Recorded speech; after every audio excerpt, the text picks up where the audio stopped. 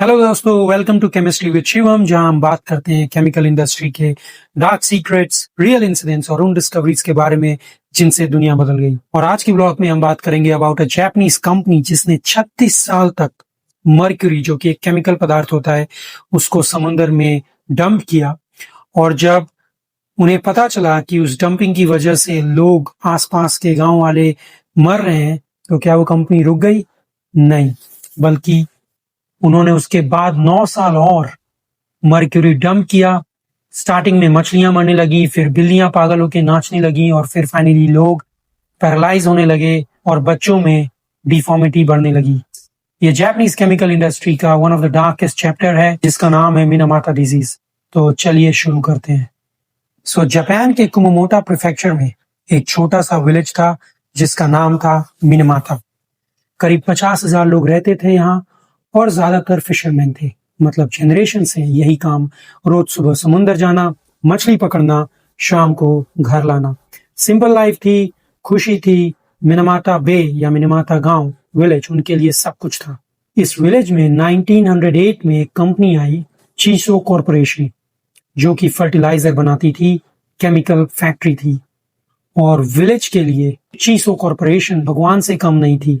60% लोगों की नौकरी चीसो कॉरपोरेशन में थी। सारे स्कूल्स, हॉस्पिटल्स, रोड्स चीजों की वजह से बने। तो ऑब्वियसली मिनामाता के लोगों के लिए चीसो से बढ़कर कुछ नहीं था। They used to love this company, लेकिन उन्हें क्या पता था कि यही प्यार उन्हें तबाह कर देगा। अब 1950s की शुरुआत में कुछ अजीबोगरीब होने लगा इस गांव में। पहले मिनीमाता की बिल्लियां अचानक से पागल होने लगी। मतलब वो कन्वल्स करती थी, गोल गोल घूमती थी, जैसे नाच रही हो। इसलिए लोगों ने नाम दे दिया dancing cat disease. But actually ये डांसिंग कैट डिजीज नहीं थी। और ये डांस करने के बाद सीधा समुंदर में कूद जाती थी और डूब के मर जाती थी। लेकिन फिशरमैन ने सोचा, बिल्लियां पागल हैं, हमें क्या, हमारी जिंदगी तो चल रही है। पर बात यहां नहीं रुकी। फिर बर्ड्स, स्पेशली कौवे, मरने लगे। आसमान से सीधा नीचे गिर जाते थे। सी बर्ड्स पानी में डूबने लगी। मछलियां उल्टी सीधी तैरने लगी। और फिर 21 अप्रैल 1956 में एक 5 साल की बच्ची चीसो फैक्ट्री के हॉस्पिटल में एडमिट हुई। सिम्टम्स देखो, कन्वल्शंस हो रहे थे, चल नहीं पा रही थी, बोल नहीं पा रही थी, हाथ कांप रहे थे। डॉक्टर्स बिल्कुल कंफ्यूज थे, सोच रहे थे ये इन्फेक्शन है या वायरस। कुछ दिन के बाद उसकी छोटी बहन भी एडमिट हुई, सेम सिम्टम्स। फिर पड़ोसियों के 3 बच्चे। और 1 मई 1956 को चीसो हॉस्पिटल के डायरेक्टर डॉक्टर हजीमे होसाकावे ने ऑफिशियली एक रिपोर्ट लिखी, an unknown disease of the central nervous system has broken out. यही डेट है जब ऑफिशियली मिनामाता डिजीज डिस्कवर हुई। अब सवाल ये था, आखिर ये बीमारी है क्या? आंसर था मर्क्यूरी। मर्क्यूरी, जो कि केमिकल पदार्थ है, एटॉमिक नंबर 80। ये दुनिया का इकलौता धातु है जो रूम टेम्परेचर पे लिक्विड रहता है। वो ब्यूटीफुल सिल्वर लिक्विड, थर्मामीटर के अंदर जो मर्क्यूरी रहती है। लेकिन मर्क्यूरी एक साइलेंट किलर है, स्पेशली मिथाइल मर्क्यूरी। ये एक ऑर्गेनिक कंपाउंड है जो ब्लड ब्रेन बैरियर क्रॉस कर सकता है। सिंपल वर्ड्स में सीधा आपके ब्रेन पे अटैक करता है। इसके सिम्टम्स क्या होते हैं? हाथ पैर सुन हो जाते हैं, टनल विजन, मतलब आपको दाएं बाएं नहीं दिखेगा, सिर्फ सीधा दिखेगा। हियरिंग लॉस हो जाता है, बोलना मुश्किल हो जाता है, वीकनेस, पागलपन, कोमा, और एंड में मौत। लेकिन सबसे स्कैरी पार्ट है प्रेग्नेंट वुमेन। प्रेग्नेंट वुमेन में ये मिथाइल मर्क्यूरी प्लेसेंटा क्रॉस करके सीधा बेबी के ब्रेन तक पहुंच जाता है। मतलब बेबी ने अभी दुनिया देखी नहीं, लेकिन उसका ब्रेन ऑलरेडी डैमेज हो जाता है। और मिनामाता में एग्जैक्टली यही हो रहा था। चीसो फैक्ट्री एल्डिहाइड बनाती थी, प्लास्टिक्स के लिए यूज होता है।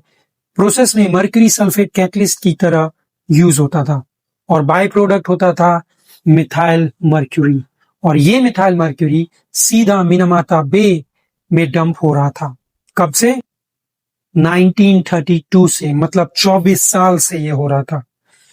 जब इन्वेस्टिगेशन शुरू हुई, पहले 34 पेशेंट्स को डायग्नोस किया गया, और उनमें से 20 पेशेंट तो सिर्फ 6 महीने में ही मर गए। मतलब आप कह सकते हो 60% मोर्टेलिटी रेट। ये लोग कौन थे? मछुआरे थे। उनके घर वाले, उनकी वाइफ्स, उनके बच्चे, वो लोग जो रोज फ्रेश फिश खाते थे, सोचते थे इससे हेल्दी क्या है। 1960 तक 43 लोग मर चुके थे और 116 लोग परमानेंटली डिसेबल हो चुके थे। पर सबसे हार्ट ब्रेकिंग पार्ट अभी बाकी है। कॉन्जेनिटल मिनामाटा डिजीज, वो बच्चे जो माँ के पेट में ही अफेक्टेड हो गए, वो पैदा हुए विद सेरेब्रल पैलिसी या मेंटल डिसेबिलिटीज के साथ पैदा होने से पहले ही विक्टिम बन गए। और इसका रीजन था मिथाइल मर्क्यूरी जो मिनामाटा बे में डंप किया जा रहा था। और अब मैं जो बताने वाला हूं वो सबसे शेमफुल पार्ट है। 1959 में जब प्रोटेस्ट बढ़े तो चीसो को डाउट हुआ कहीं गलती हमारी तो नहीं। कंपनी ने अपने ही डॉक्टर होसाकावे को बुलाया, बोला पता लगाओ। उन्होंने सीक्रेट एक्सपेरिमेंट्स किए, हेल्दी बिल्लियां ली, फैक्ट्री का वेस्ट वाटर पिलाया गया। एक्सपेरिमेंट का नाम था कैट 400। 78 दिन बाद कैट 400 में सेम सिम्टम्स आए, डांसिंग, कन्वल्शंस और फिर मौत। अक्टूबर 1959 में डॉक्टर होसाकावे ने कंपनी को बताया मर्क्यूरी हमारी फैक्ट्री से ही आ रहा है, 100% कंफर्म्ड है। अब आप सोच रहे होगे चीसो ने क्या किया? वेल, चीसो ने कहा रिसर्च बंद करो, किसी को मत बताना, ये टॉप सीक्रेट है, और डॉक्टर को चुप करा दिया। दिसंबर 1959 में अब आप तमाशा देखो, एक साइक्लेटर लगाया, वाटर प्यूरिफिकेशन सिस्टम जिसे कहते हैं। एक ग्रैंड सेरेमनी हुई। कंपनी के प्रेसिडेंट किची योशियोका ने उस साइक्लेटर का पानी पिया, सबको दिखाने के लिए कि देखो ये पानी कितना सेफ है। लेकिन असली बात, वेल, फैक्ट्री का वेस्ट वाटर कभी उस साइक्लेटर से गुजरा ही नहीं।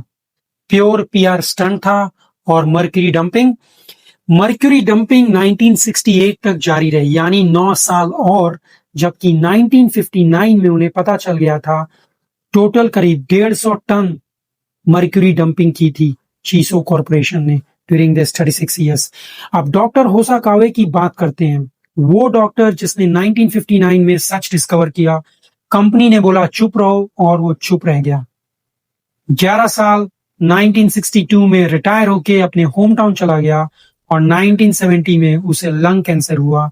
वो मर रहा था और मरते वक्त उसने एक डिसीजन लिया, कोर्ट के लिए वीडियो टेस्टिमनी दी। हॉस्पिटल बेड पे लेटे हुए कमजोर आवाज में बोला, मैंने एक्सपेरिमेंट्स किए थे, कैट 400 ने सिम्टम्स दिखाए थे, कंपनी को बताया था, उन्होंने चुप रहने को बोला और मैंने उनकी बात मान ली। और फिर बोला ये मेरी जिंदगी की सबसे बड़ी गलती थी। 13 अक्टूबर 1970 में टेस्टिमनी के 3 महीने बाद उसकी मौत हो गई। उसकी एज थी 69, पर उसकी टेस्टिमोनी ने पूरे केस को पलट दिया। चीसो का झूठ एक्सपोज हो गया। एक आदमी जिसने कंपनी की बात मानी, जिंदगी भर गिल्ट में जिया और मरते वक्त फाइनली सच बोला। अब स्टोरी यहीं खत्म नहीं होती है। 1971 में एक अमेरिकन फोटोग्राफर जापान आया जिसका नाम था यूजिन स्मिथ। उसकी एज थी 52 इयर्स। लाइफ मैगजीन के लिए काम करता था और अपनी वाइफ एलिन के साथ मिनामाटा आया। उसका प्लान था 3 हफ्ते रहने का, पर वो 3 साल रुक गया। $18 पर मंथ का घर लिया, विक्टिम्स के साथ रहने लगा और उनकी स्टोरीज डॉक्यूमेंट करने लगा। दिसंबर 1971 में स्मिथ ने एक फोटो ली। एक माँ रियोको कामिमुरा अपनी बेटी तोमोको को नहला रही थी। तोमोको 1956 में पैदा हुई थी, कॉन्जेनिटल मिनामाटा के साथ, ब्लाइंड थी, डेफ थी, पैरालाइज थी, बोल नहीं सकती थी और उसकी माँ ने 21 साल तक उसे नहलाया, खिलाया, संभाला जैसे कोई इन्फेंट हो। वो photo Tomoko and mother in the bath दुनिया की सबसे पावरफुल इमेजेस में से एक बन गई। पर स्मिथ की कहानी यहीं खत्म नहीं हुई। 7 जनवरी 1972 को वो कीसो के गोई फैक्ट्री के बाहर प्रोटेस्ट कवर कर रहा था। कंपनी के गुंडों ने अटैक किया और स्मिथ की एक आंख परमानेंटली डैमेज हो गई, मतलब वो ब्लाइंड हो गया। अब आप सोच रहे होगे स्टोरी खत्म। वेल नहीं, उसने फोटोग्राफी नहीं छोड़ी। जून 1972 में लाइफ मैगजीन में फोटो ऐसे आई, death flow from a pipe. 1975 में बुक आई मिनामाटा। यूजिन स्मिथ ने ये स्टोरी वर्ल्ड से शेयर की, बट 1978 में वो हार्ट अटैक से गुजर गया जब उसकी एज थी 59 ईयर्स। पर उसकी फोटोज ने पूरी दुनिया को जगाया। 2025 लगभग 70 साल हो गए हैं। अब आप सोच रहे होंगे मिनामाटा डिजीज खत्म हुई? वेल नहीं, आज भी 2284 सर्टिफाइड पेशेंट्स हैं। कॉम्पेंसेशन के लिए लोगों ने अप्लाई किया है, 65,000 प्लस ने अप्लाई किया है, और रिसर्च कहती है कि 2 मिलियन से ज्यादा, 20 लाख से ज्यादा लोग अफेक्टेड हुए। मई 2024 की बात है, एनवायरमेंट मिनिस्ट्री की मीटिंग थी विक्टिम्स के साथ। 82 इयर्स के चिजिमित्सु मात्सुमोतो अपनी कहानी सुना रहे थे, जो कि एक विटनेस था, और उनकी बात बीच में ही ऑफिशियल्स ने माइक्रोफोन बंद करके रोक दी। 70 साल बाद भी विक्टिम्स की आवाज दबाई जा रही है। पब्लिक आउटरीच हुआ, मिनिस्टर को पर्सनली जाके माफी मांगनी पड़ी। और बात करते हैं चीसो की। वेल, चीसो आज भी है, नाम बदल दिया है। Today they are named as JNC corporation, एक मल्टी बिलियनियर कंपनी है। और बात करते हैं मिनामाटा बे की सफाई। 1974 से 1990 तक चली है। 1.5 मिलियन क्यूबिक मीटर्स उसमें से जहर निकाला गया, जिसका कॉस्ट है करीब 48 बिलियन येन। 1997 में फाइनली बे मिनामाटा को सेफ डिक्लेयर किया गया। 2013 में मिनामाटा कन्वेंशन साइन हुई। 140 प्लस कंट्रीज ने साइन किया, और सेरेमनी कहाँ हुई? मिनामाटा में।